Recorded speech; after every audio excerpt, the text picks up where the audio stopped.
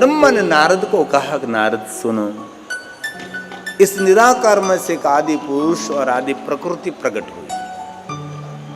आदि पुरुष को हम आदि शिव कहते हैं और आदि प्रकृति को आद्य शक्ति कहते हैं। और दुनिया में जो कुछ आपको दिखाई दे रहा है शिव और शक्ति का विस्तार है। इसलिए शिव और शक्ति हमारे माता पिता हैं। जो कुछ आप देख रहे सब कुछ उसका ही विस्तार है नारद। आदि शिव और आद्य शक्ति पुरुष और प्रकृति का विस्तार है। नारद ने कहा कि पिता ब्रह्मा जी, ये आदि पुरुष का रूप कैसा था जिनको आप आदि शिव कहते हैं, उसका रूप और स्वरूप का थोड़ा सा वर्णन करिए। ब्रह्मा ने कहा मेरी वाणी तो रुक जाएगी, लेकिन मैं आपके समक्ष कहने का प्रयास करता हूं। उसका रूप था शिशे मंदाग्निधारी भाल चंद्र त्रिलोचन पंचवक्रत प्रसन्नात् महादश बाहु त्रिशूलधु। ऐसे एक रूप है जिस रूप की हमने कल्पना की है। हम शिव शब्द सुनते ही एक रूप हमें नजरस्थ होता है। शंकर भगवान का नाम लेने मात्र से, शिव शब्द बोलने मात्र से जटा, बाल चंद्र त्रिनेत्र, जटा में बहती हुई गंगा, बाल चंद्र त्रिनेत्रम त्रिलोचन, किसने मस्तक है तो पंचवक्त्र, 5 मुख वाले, प्रसन्नात्मा है। उसकी मुख मुद्रा प्रसन्न है। त्रिशूल आदि आयुधों को धारण किया हमने, है ना। हमने रूप की जो कल्पना की, ब्रह्मा ने भी किया, वो तो हमारी कल्पना है कैसे शिव है। त्रिशूल, डमरू, मृग चर्म, बांसुके कंठभूषणम, पन्नग भूषणम, जटा अंग पर विभूति, ऐसे एक रूप हमने कल्पना की। ब्रह्मा ने कहा वो भी कल्पना हमारी। ऐसे शिव है, शिशे मंदाग्निधारी, मस्तक पर जटा है, जटा में से गंगा बहती है। शिव महापड़ ग्रंथ का श्लोक है।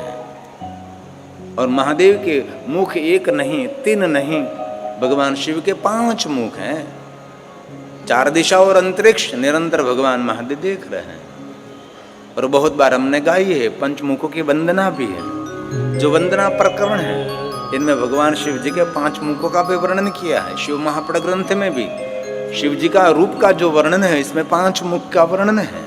और शिव जी के परंपरा में 5 पंचाक्षर मंत्र से लेकर 5 प्रधान से लेकर 5 तत्व से लेकर पंचायत पूजा से लेकर सब कुछ है। बहुत सारे पंचाक्षर स्तोत्र भी हैं।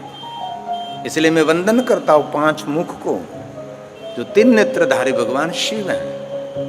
विलक्षण विचित्र प्रकार का एक भाल में नेत्र है, जिनको विरूपाक्ष कहते हैं। विचित्र प्रकार का नेत्र, कोई देवता ऐसे हमारे पास नहीं है जिनके भाल में, जिनके कपाल में नेत्र हो। लेकिन शिव एक ऐसे एक देवता है जिनके कपाल में नेत्र, इसीलिए उसका नाम है विरूपाक्ष। विचित्र प्रकार का नेत्र भगवान शिव के पास है। ललाटे विलक्षणम, ललाट में एक अलग सा नेत्र भगवान शिव के पास है। इसलिए शिव का रूप, शिव का स्वरूप, शिव की लीला सबसे जुदी, सबसे अलग। इसलिए वंदे पंचमुखाम्बुजम, पंचमुख कमल को मैं प्रणाम करता हूँ। ये वंदना है महादेव की। वंदे पंचमुखाम्बुजम त्रिनयनम। हे महादेव मेरे प्रणाम का स्वीकार करें। वंदे ललाटे क्षणम। विचित्र प्रकार का नेत्र भगवान महादेव, मैं आपके रूप और स्वरूप को प्रणाम करता हूँ। वंदे व्योम गतम जटासु मुकुटम। भगवान आपके मस्तक पर कोई सोना चांदी हीरे मोती का कोई मुकुट नहीं है। आपके मस्तक पर जटा रूपी मुकुट है। और जटा रूपी मुकुट की शोभा की वृद्धि के लिए आपने बाल चंद्र को धारण किया है, बाल में चंद्र को धारण किया है। और निरंतर जटा में से गंगा बहती, दिव्य लगती है भगवान।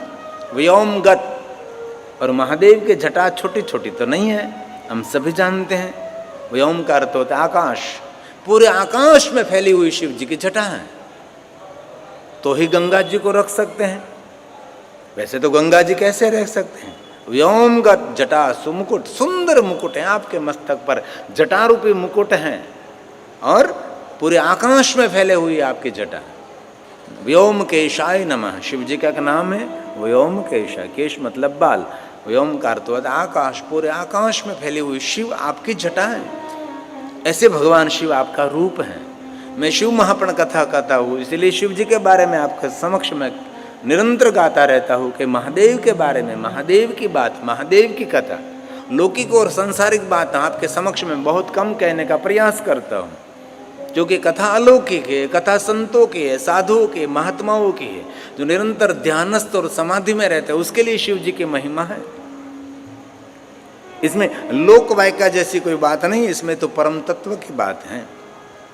इसलिए हे महादेव मैं प्रणाम करता हूँ। पूरे आकाश में फैली हुई जटा है और इस जटा का सुंदर आपने मुकुट बनाया है। इस मुकुट की शोभा की वृद्धि के लिए भाल में अर्धचंद्र है, गंगा को धारण किया है।